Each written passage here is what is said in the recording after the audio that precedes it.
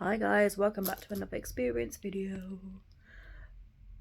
People in my family, we dream things an awful lot. Sometimes they come true, sometimes it's a visitation dreams, getting information from the spirits that have passed on and stuff like that. And I've had a lot of past life dreams, and again I'll talk about that in a separate video.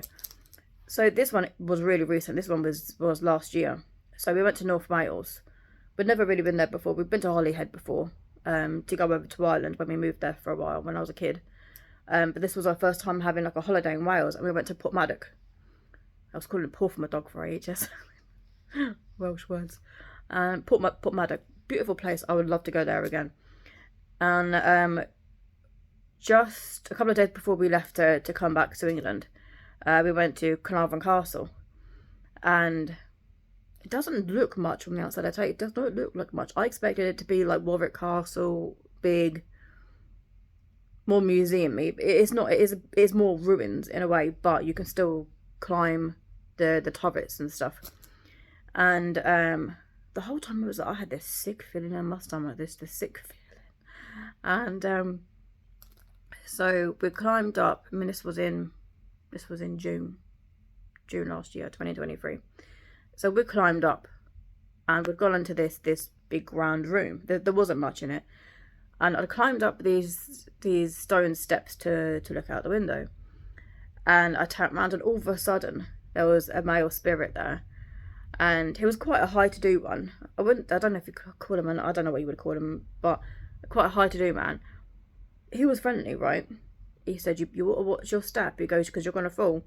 And he just had this smirk on his face, like there was one part of those steps that would always trip people up. And the steps, they were like slate, kind of. They weren't really rock or stone. They were like a slate material, so they were a bit slippery.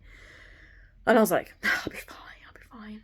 Lo and behold, I fall down the stairs exactly. And I looked back, and he was just laughing at me. And then he kind of disappeared. I was like, yeah, okay, I deserved that one. I really should have paid attention and listened, but maybe I didn't. And yeah, so we kind of continued. And my son, he's 7.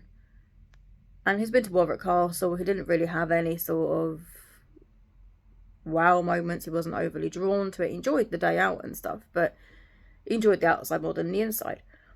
But he was really, really drawn to this castle.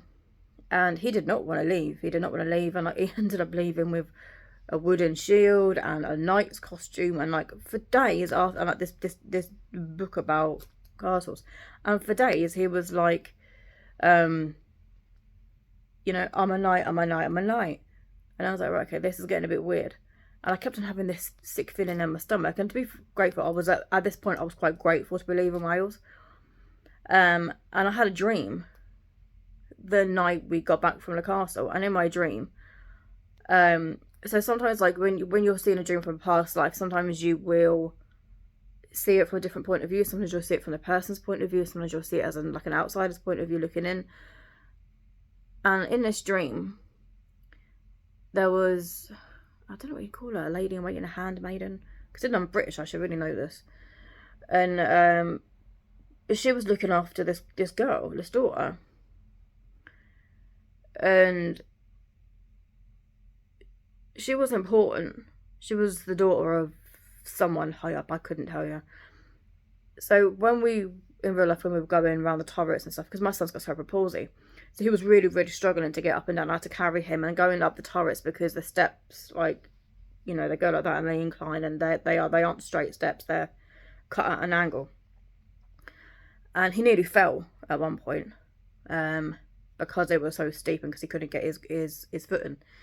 Anyway, and so in this dream, the girl was running down the steps, and I was chasing after her, trying to catch her before she fell. And they had like, it was rope. It was a rope, of like a banister, to grip onto as you're going down the steps, right? And she was swinging off of it.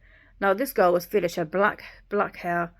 She must have been about my son's age, and you know, she was just swinging on it, and she ended up falling and dying. Like once she hit the bottom, she was dead. She was gone.